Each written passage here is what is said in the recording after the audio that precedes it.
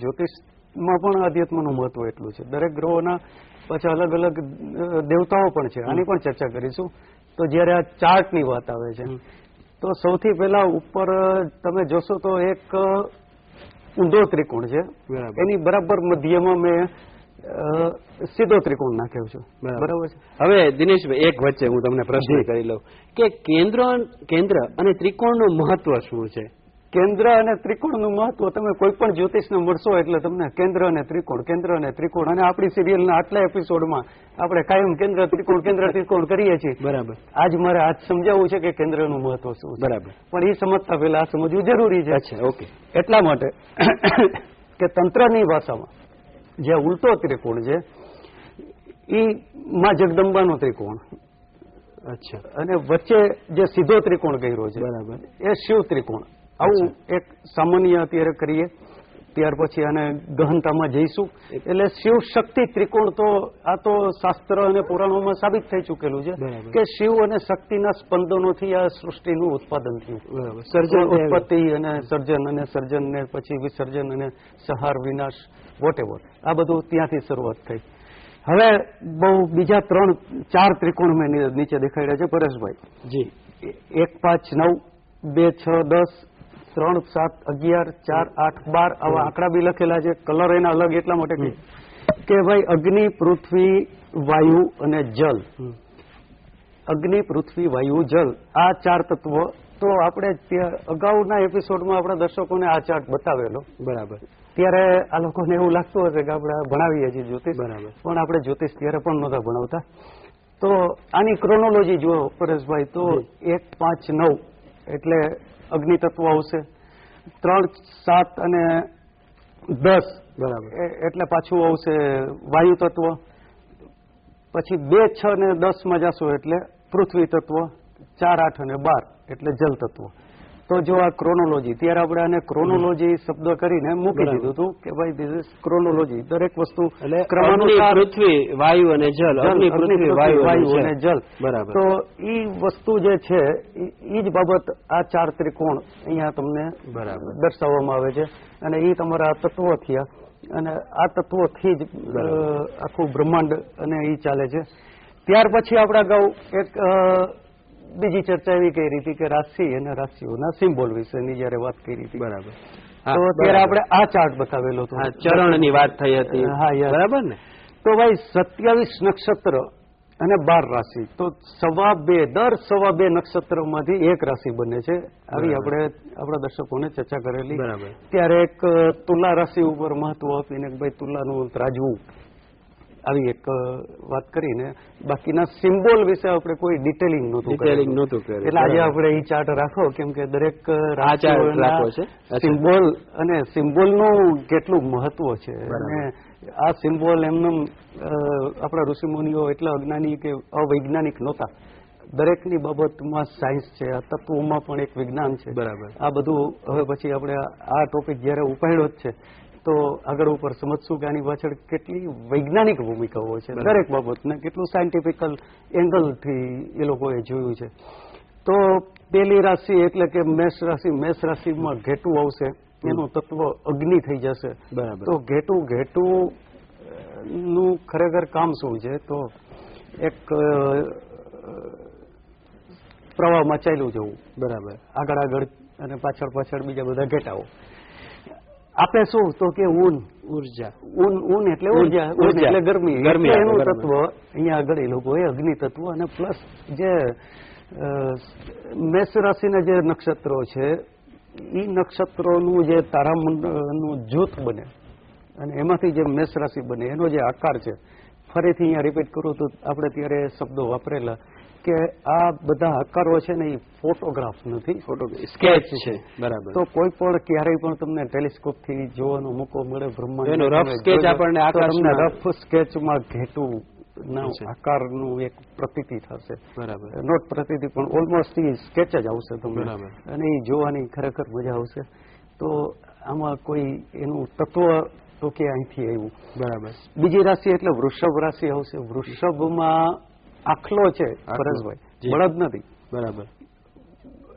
બળદનું કાર્ય ઉત્પત્તિ માટે નથી, આખલો આના માટે ઉત્પત્તિ કરી શકે.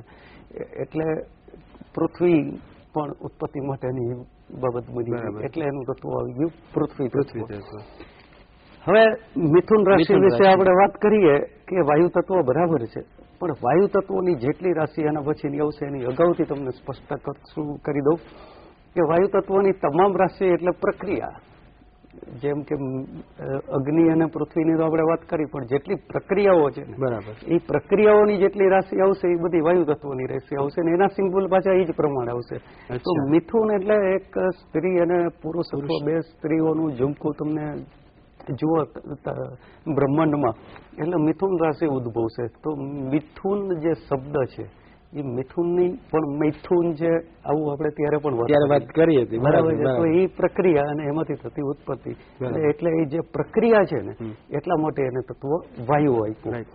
ત્યાર પછી કર્ક રાશિ આવશે, જળ તત્વ થઈ ગયું બરાબર. તો જલ તત્વ તો પાછો અહીંયા કડતલો છે, કડતલો કાં પાણી મારે ને કાં પાણીની આસપાસ બરાબર, એટલે જલ તત્વ છે. ત્યાર પછી સિંહ રાશિ, ફરીથી અગ્નિ તત્વ. આપણે એમ થાય કે સિંહ ને અગ્નિ ને શું, સિંહ સંહારક, એનો સ્વભાવ તામસી, પછી શક્તિનું શક્તિ તો ખરી જ બરાબર, પણ સંહારક અને તામસી પ્રકૃતિ કે આપણી સામે આવી જાય તો આપણે ભાગી તો જવું પડે, એટલે એનામાં જે બરાબર પેલું તત્વ છે એ એટલા માટે અગ્નિ તત્વ છે. પછી આવશે ફરીથી પાછું પૃથ્વી તત્વ, એટલે કે કન્યા રાશિ. કન્યા રાશિ એટલે અહીંયા આપણે તમને લાગે કે ભાઈ એકમાત્ર કન્યા, તો કન્યા નો સ્વભાવ દ્રષ્ટિએ જુઓ તો સ્થિર સ્વભાવ છે, અને ફરીથી અહીંયા ઉત્પત્તિની વાત આવશે તો ક્યાંથી થશે, સ્ત્રીમાંથી બરાબર, એટલા માટે એ પૃથ્વી તત્વ છે. પાછું આવ્યું તુલા બરાબર, ત્રાજવું, એના વિશે આપણે થોડીક વાત કરી હતી બરાબર. ત્રાજવાને થોડુંક અહીંયા એન્લાર્જ કરો કે આ પ્રક્રિયા કેવી રીતે છે, એમ કે એની વ્યાખ્યા છે ને આપણે વિસ્તૃત રીતે જોવી પડે, વિસ્તૃત રીતે જોવી પડે કે ભાઈ ત્રાજવું અને વાયુ તત્વ અને એમાં પ્રક્રિયા શું છે. તો એકચ્યુઅલી જે ત્રાજવું જે છે એના જે બે ભાગ છે ને, શાસ્ત્રો અને પુરાણોના ડેપ્થમાં જાઓ ત્યારે તમને આ વસ્તુ સમજાય કે ભાઈ એક બાજુ સ્ત્રી છે ને એક બાજુ પુરુષ છે. ઓફકોર્સ અહીંયા બ્રહ્માંડમાં ત્રાજવું જ છે, પણ એટલા માટે કે એ સ્ત્રી પુરુષના સ્પંદનોથી જે થતી ઉત્પત્તિ, ફરીથી અહીંયા પ્રક્રિયા, મેં તમને અગાઉ કીધું કે જેટલી વાયુ તત્વોની રાશિ આવશે અહીંયા આગળ પ્રક્રિયા આવશે બરાબર. એટલે ત્રાજવાથી ખરેખર સપોઝ સ્ત્રી પુરુષને એટલા ડેપ્થ, અધ્યાત્મના ડેપ્થમાં અત્યારે ન જતા એમને વિચારો તો ત્રાજવાનું કામ શું છે કે તોલવાનું, તો એ પ્રક્રિયા થઈ બરાબર. જેટલી પ્રક્રિયા એટલી વાયુ તત્વોની રાશિ બરાબર છે. ત્યાર પછી પાછું આવશે વૃશ્ચિક, એટલે કડચલો બરાબર, ફરીથી કહેવાની જરૂર નથી, પાણી અથવા પાણીની આસપાસ એમની રહેવાનું થાય બરાબર. હવે આવશે ધન રાશિ, ધનુર્ધર છે અહીંયા આગળ. ફરીથી જેમ સિંહ એક જાતનો સંહારક છે, એવી રીતે ધનુર્ધર તરીકે જે ધનુષ છે એટલે સંહાર માટે, મતલબ ત્યાં આગળ એકદમ અગ્નિ જેવો એનો ગુણ છે બરાબર, સંહારક ગુણ છે, એટલા માટે થઈને એને અગ્નિ તત્વ કહ્યું બરાબર ધન રાશિને. પછી ફરીથી આવશે મકર રાશિમાં હરણ આવે છે. હરણને તમે વિચારશો તો એકદમ ગભરાયેલું પ્રાણી, ગભરું પ્રાણી, એટલા માટે અને કાયમને માટે દોડતું, અને છેલ્લે એનો શિકાર થાય તો કોઈકના માટે ઉપયોગી બરાબર. પછી ક્યારેક તમે આધ્યાત્મ ઉપર આપણે વિચારીએ તો હરણના મૃગ ઉપર એમની ચામડીના ચર્મ ઉપર બેસી, મૃગ ચર્મ ઉપર બેસીને જે કોઈ પણ સાધના કરવામાં આવે છે, આ એનું કાર્ય હોવાને કારણે એનું આ તત્વ આપવામાં આવ્યું છે. હવે કુંભ એટલે ફરીથી પાછું વાયુ તત્વ આવશે બરાબર. તો વાયુ તત્વ ફરીથી તમને કીધું કે જેટલી વાયુ તત્વની રાશિ આવશે અહીંયા પ્રક્રિયા. તો ખાલી ઘડાનું શું કરશો તમે? ઘડાનું કામ શું છે કે ઘડાની અંદર પાણી લઈને એને લઈ જવું બરાબર. અંદર પાણી ભરીને તમે લઈ જશો તો એ ઘડો એક પ્રક્રિયાના સ્વરૂપે દર્શાવેલો છે, એટલા માટે એને ઘડાનું સિમ્બોલ આપ્યું છે બરાબર. અને એટલા માટે એમનું તત્વ વાયુ તત્વ થાય છે. છેલ્લે મીન રાશિ મારી પોતાની બરાબર કે માછલી મીન રાશિનું પ્રતીક છે. માછલી સ્વાભાવિક રીતે પાણી વગર ના રહી શકે, પાણીમાં જ રહે, પાણીની બહાર કાઢો તો મરી જાય. બરાબર છે, એટલે એમનું તત્વ આવશે ફરીથી જલ તત્વ. બરાબર, આ વાત થઈ. હવે દિનેશભાઈ, આપણે 5 તત્વો વિશે તો સાંભળ્યું છે, જલ, પૃથ્વી, વાયુ અને અગ્નિ. આપણે 4ની જ વાત કરી, પરંતુ 5મું તત્વ જે આકાશ છે એની વાત આપ કરતા નથી. મને છે કે તમે ચાઈની આ વાત કરતા નથી કે હું પૂછું પછી જ તમે વાત કરવા માંગો છો, પરંતુ આપ આ વાત માંડો Dineshbhai.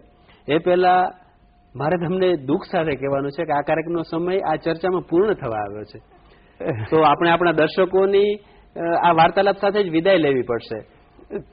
It is my gentleman promise કે હું તમને 5મું તત્વ ગોતી આપીશ. બરાબર. દર્શક મિત્રો, દિનેશભાઈ આપને પ્રોમિસ કર્યું છે કે આવતા હપ્તામાં તેઓ આપને અગ્નિ તત્વ વિશે, આકાશ તત્વ વિશે વાત કરશે. તો મિત્રો, આ કાર્યક્રમમાં આપ અમારી સાથે રહ્યા, અમારી ચર્ચાના સાક્ષી બન્યા, તે બદલ હું અને દિનેશભાઈ આપનો ખૂબ ખૂબ આભાર માનીએ છીએ. ધન્યવાદ. નમસ્કાર.